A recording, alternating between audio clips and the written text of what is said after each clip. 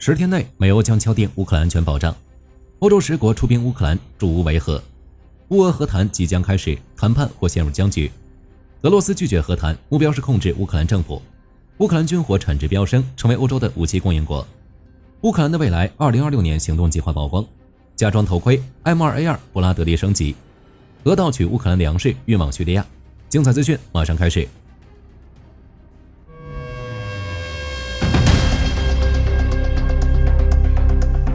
在当前的欧洲，乌俄和谈才是大事。泽连斯基与普京即将会晤，30个国家为乌克兰提供安全保障。表面上看起来好像再过一段时间，乌俄战争就要结束，但实际并非如此。俄罗斯要比大家想的更贪婪。按照法国总统马克龙以及英国首相基尔斯坦默的说法，在本次白宫谈判中，最重要的成果就是美国愿意为乌克兰提供安全保障。怎么说呢？毕竟是1000亿军购换来的。华尔街日报报道，特朗普和欧洲领导人同意由美国国务卿卢比奥担任乌克兰安全保障工作组组长，负责起草乌克兰的安全保障草案。就目前来看，乌克兰的安全保障可以分为4个方面。第一，军事特遣队，也就是欧洲维和部队部署乌克兰。虽然普京一直不同意这件事，但想要保证长久的和平，这点必不可缺。特朗普也认为，欧洲在乌克兰部署维和部队不会成为普京的问题。不过，为了避免与俄罗斯士兵擦枪走火，欧洲部队的部署地点不会靠近前线。第二，防空，即使战争停止，欧洲也不会停止对乌克兰的武器援助。加上白宫谈判中的1000亿军购，乌俄和谈后，乌克兰的军事实力会有较大幅度的提升。其中最重要的就是防空能力，用于保护关键基础设施和民用设施。第三，武器装备，包括高精度导弹在内的各种防御武器。在这方面，火力军觉得乌克兰国产武器会是重点。在过去3年多的时间里，通过与世界各国合作，乌克兰的军事技术储备相当多。加上欧洲很早之前就开始通过在乌克兰建立工厂的方式向乌克兰提供军援。就像之前说的那样，乌军在战场使用的武器超过40%为乌克兰制造。战争结束后，乌克兰就会成为欧洲的武器出口国。第四，停火监督。监督停火协议的执行情况，在这方面，美国或许是出力最多的那个。毕竟乌俄和谈是特朗普主导的。当然，乌俄双方的前线士兵也会负责监督。以战场情况来看，主力或许是无人机。至于美国会不会向乌克兰派兵的问题，现在又有不一样的消息。在1000亿军购之后，特朗普曾表示不排除向乌克兰派遣军队维和，但根据乌克兰真理报的消息，特朗普又保证乌克兰不会有美军，给火力军拉扯晕了。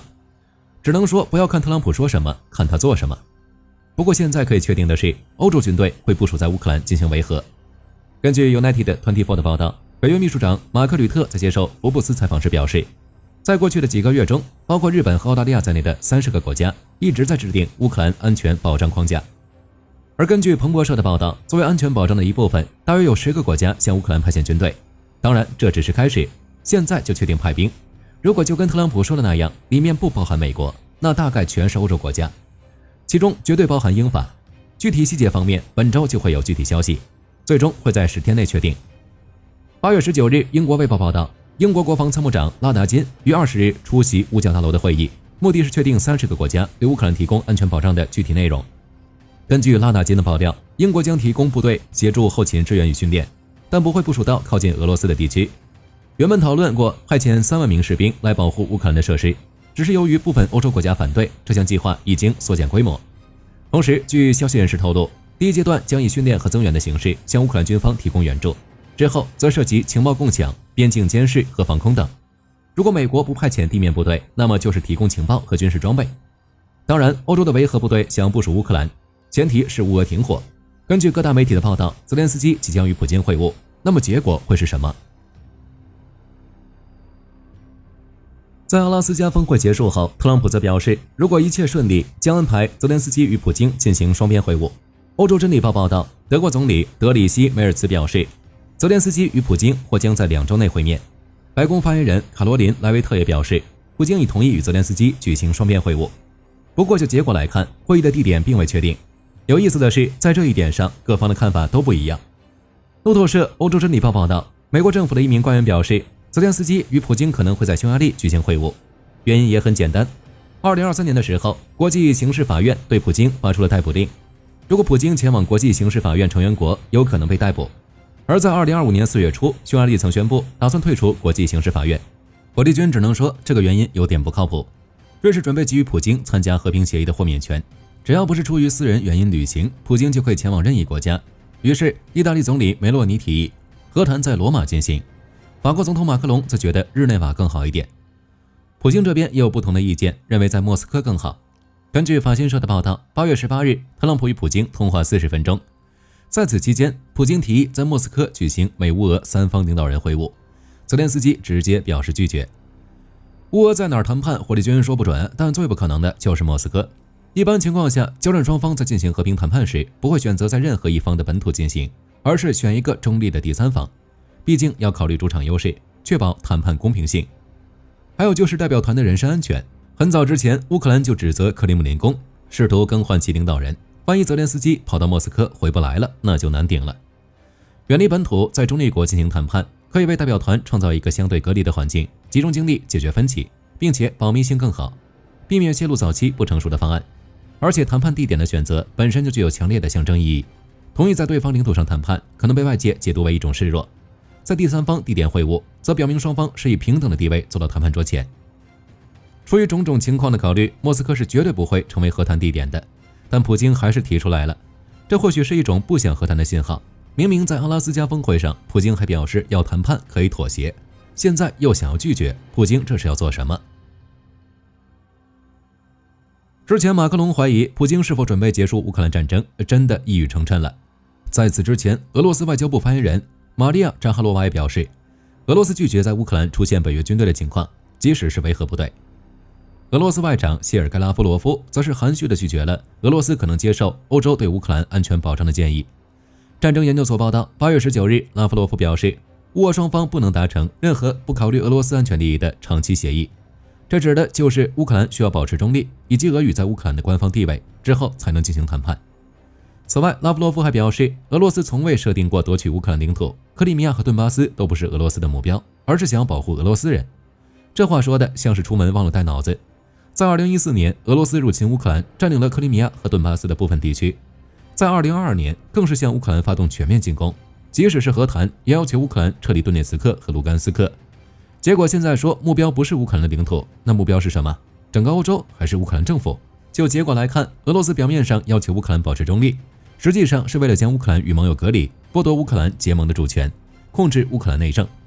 普京在2021年发表的文章就提出，乌克兰不应独立于俄罗斯而存在。如果真的是这种情况，那么普京之前为什么表示会在和谈上做出妥协？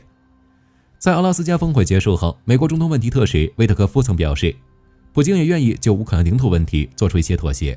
就现在的情况来看，这或许是缓兵之计。一方面，普京妥协的前提条件会很离谱，其中就包括乌克兰保持中立，对军事能力做出限制等。乌克兰不会接受这些条件，普京所说的妥协自然也不存在。另一方面，普京的目的或许还包括减轻制裁，使自己的经济逐步恢复。在阿拉斯加峰会上，如果普京一直态度强硬，不做出任何承诺，特朗普所说的2级制裁估计就要给俄罗斯用上了。相反的是，如果表现出愿意和谈的态度，就能避免被制裁，甚至是削减部分制裁，从而恢复经济。除此之外，普京选择不完全妥协的原因还包括经济问题。目前俄罗斯已经进入战时经济，无法在短时间内停止战争，要不然救济会加速崩溃。当然，以上只是猜测，虽然普京的最终态度还未明朗，但火力军还是希望看到乌军在前线取得进展，普京不得不妥协并签署和平协议，让乌克兰恢复和平。战争结束后，乌克兰会成为欧洲的武器供应国。福克斯新闻报道，美国驻北约大使马修·惠特克表示，在战争结束后，乌克兰将成为欧洲军事装备的主要供应商，这点可不是说说而已。为了实现这个目标，泽连斯基很早就开始行动了。7月份的时候，泽连斯基提出了2大核心计划：第一，全力扩大乌克兰自身的武器生产规模，这点已经做到了；第二，将乌克兰转变为全球顶级武器制造商之一，目标是通过与西方武器制造商合作，将自己打造成一个大型军事中心，不仅满足自身战时需求，还要进军全球市场。在这方面，乌克兰已经与多家欧美军工企业合作，比如德国的莱茵金属公司已经宣布在乌克兰建厂，或者与当地企业合作。乌克兰政府也计划设立特别基金，并通过新的激励措施支持技术开发，并且因为战争的催化，仅3年的时间，乌克兰的军火产值就从10亿欧元增长到350亿欧元，尤其在无人机、导弹和火炮弹药等领域，国内产量显著提升。乌克兰本土的军火制造商不仅数量多，发展势头也很猛。目前，乌克兰大约400家成熟的私营军火制造商在本土武器生产领域崭露头角，这也没办法，乌克兰处于战争，生死存亡的压力使其无法像美欧国家那样花上几年时间去研发生产新武器，往往只有短短几周甚至几个月的时间，就需要把一个概念变成能用的装备，成本低，效率高。还有很多军事技术初创企业，根据乌克兰政府统计，这样的公司全国超过1500家，其中有很多都与外国军工企业有合作，获得了很多投资。除了这些，乌克兰的武器也有很多优势，特别是无人机、导弹和火炮弹药等领域，比如2S22博达纳火炮，射得准还耐操，更容易在战备状态下维护。重点是售价也不高，每门售价280万欧元，是法国同类型武器的一半，德国同类型武器的1/4。当然，重点还是无人机、无人战车。经过3年多的发展，乌军已经可以自己制造无人机，从框架、启动板、飞行系统到无线电控制，再到相机等配件，全都是乌克兰自己的。而且乌克兰无人机的种类也比其他国家更丰富，能追踪并摧毁敌方无人机的拦截无人机已经投入使用，还有涡轮喷气发动机、类似巡航导弹的导弹无人机混合体。在无人战车领土，乌军还装备了像小坦克一样爬行、携带炸弹的遥控履带车，甚至还有专门用于从战场上把伤员拖回来的遥控运载车，这些都是其他国家所没有的。美国、日本都来找乌克兰取经。欧洲这边刚好有购买武器的需求。乌俄战争爆发后，欧洲国家大幅提升国防开支。特朗普上台后，北约国家的国防开支要逐步提升至 GDP 的5%，加上援助乌克兰造成的库存紧张，需要购买武器。乌克兰快速增长的国防部门完全有能力填补这个空白，所以战后成为武器出口国也并非说说而已。为防御俄军无人机，乌克兰升级 M2A2 布拉德利，给战车戴个头盔。8月18日，防务快报报道，一家名为铁坚果的乌克兰本土公司为布莱德利战车量身打造了一套名为塔尔伊的强化防护系统，看上去像是随便焊几块铁网，给炮塔加一个头盔，但事实并非如此。这是将刚性框架与柔性网状屏幕结合，面对自杀式无人机，头盔能保护炮塔不受伤害，即使是无人机挂载的 RPG 弹头，塔尔伊也足以应对。当无人机撞上这层柔性网时，弹头的引信会被提前触发，在距离主装甲还有一段安全距离时就爆炸。弹药爆炸形成的金属射流，因为飞行了更长的距离，能量会大幅衰减和发散。等真正接触到布莱德利的车体时，威力已经十不存一，顶多就是挠个痒痒，无法对车体造成致命伤害。除此之外，这层柔性网还有一定的概率直接破坏来袭弹头的结构，甚至让它跑偏，彻底失效。与简陋的格栅装甲相比，防护效果要高出好几个档次。目前，乌军的王牌部队第47机械化旅已经使用这种装备塔尔伊的布莱德利，并在战斗中进行了测试，扛住了巨能炸药弹药的打击。这还不是重点，火力军听说他们正根据前线反馈开发升级版塔沃2。对于布莱德利来说，这是一个好消息。这款战车的性能很强，在海湾战争中能暴打 T72，但是还不够。无人机可以攻击战车最薄弱的炮塔，于是塔沃1出现了。给战车加盖的操作，乌克兰也不是第一次玩。除了布莱德利，乌军还为 M1 设计了一种附加钢笼，效果立竿见影。据乌方评估，这套附加钢笼能将坦克的生存能力直接提高约 35%。尝到甜头后，这套改装方案被迅速推广。现在有25辆艾布拉姆斯、100辆苏联时代的 T72 以及75辆布莱德利都穿上了各式各样的铁马甲。这股风潮甚至蔓延到了炮兵单位，比如法国援助的凯撒卡车炮，机动性很好，打了就跑。但无人机的大量使用，使得俄军减少了探测目标的时间，凯撒大也跑不掉。为了保护这些价值数百万美元的高价值装备，乌克兰专家也为其开发了巨大的反无人机网，从炮塔到后部的弹药仓，能包的地方全部包上，防止被一发入魂。乌克兰公布2025年至2026年行动计划，将优先考虑国防、欧盟一体化等。按照乌克兰的想法，到2026年，乌克兰的国防预算将达到1200亿美元，包括国际合作伙伴的捐款，其中至少一半都用于国内生产的武器和装备。乌克兰还计划使用丹麦模式，也就是援助国直接投资于乌国内的防务企业，从而快速扩大国防生产，创建国防城市中心，引入新技术，并改善军事人员的条件。其次就是加入欧盟和北约一体化。在加入欧盟这方面问题并不大，乌克兰准备启动6个集群的入盟谈判。2022年2月，乌俄战争爆发，乌克兰当月就递交了入盟申请，同年6月成为欧盟候选国。2023年12月，欧盟理事会决定启动乌克兰入盟谈判。2024年6月，欧盟与乌克兰举行首次部长级政府间会议，标志着乌克兰入盟谈判正式启动。在进行谈判获得欧盟委员会的有利报告后，乌克兰加入欧盟的问题并不大。在8月18日，特朗普还特意给匈牙利总理欧尔班打电话，询问他为什么阻挠乌克兰加入欧盟的谈判。在进行敲打之后，欧尔班或许会放弃反对乌克兰加入欧盟。至于北约一体化，胡立军只能说，就目前的情况来看，乌克兰加入北约的可能性很低，但可以获得类似北约第5条例的安全保障。所以在武器领域，北约标准保持一致，的确是有必要的。除此之外，在2026年，乌克兰还准备了经济复苏与社会保障等计划。在经济领域，乌克兰计划退出复苏基金和全国重建计划，重建基础设施和住房，为从国外返回的乌克兰人提供住房、就业和社会支持。当然，这个钱大概率是盟友援助。在社会保障领域，乌克兰将为国内流离失所者提供住房补偿，在前线地区建立特殊经济制度。对于退伍军人，乌克兰将建立统一的住房登记处，扩大康复服务，并承诺保护关键基础设施免受导弹和无人机袭击，保证能源供应不间断。战场之外，俄罗斯从乌克兰盗取粮食，并将其运往叙利亚。根据媒体报道，俄罗斯已重启对叙利亚的粮食运输，其中部分粮食来自乌克兰的备战领土。一艘悬挂科莫罗国旗的干货船频繁往返于费奥多西亚港与塔尔图斯港。在7月31日，该船抵达费奥多西亚并完成卸货，并立即开始了新的装载作业。在8月中旬，该船再次起航，目的地依然是塔尔图斯。路透社之前报道，在阿萨德政权垮台前，俄罗斯一直是叙利亚最主要的粮食供应国。但自2024年12月起，由于叙利亚方面付款延迟以及新政府前景不明，俄罗斯基本终止了对叙的粮食运输。不过在2025年，叙利亚遭遇36年来最严重的干旱，导致国内小麦产量锐减约 40%， 引发了严重的粮食危机。叙利亚当地官员称，在本季度，叙利亚新政府仅从本国农民手中收购了 37.35 万吨小麦，约为去年收购量的一半。因为干旱，在2025年，叙利亚政府的小麦进口需求将高达约255万吨。目前，叙利亚尚未公布任何大规模的进口协议，主要依赖与当地进口商签订的直接合同。通过这些小型私人采购，累计获得了约20万吨小麦，缺口依旧很大。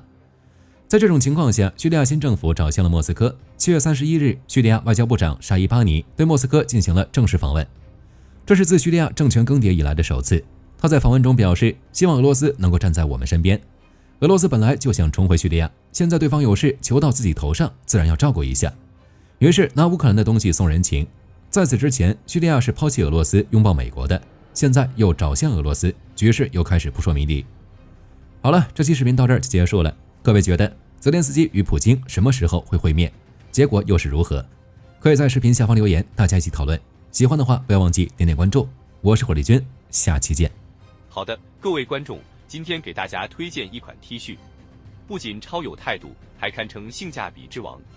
首先，它超级轻，拿在手上轻飘飘，穿上身更是零负担，舒服到让你忘了它的存在。其次，面料具透气，就像会呼吸一样，就算在外面跑一天，也能保持干爽，彻底告别黏腻感。最关键的是，价格真的让我惊掉下巴，仅需很少的钱，你就能拥有这份清爽。质量和舒适度绝对远超这个价位，闭着眼入都不亏，多买几件换着穿也毫无压力。链接已经给你们上了，这种宝藏 T 恤手慢无，赶紧去抢。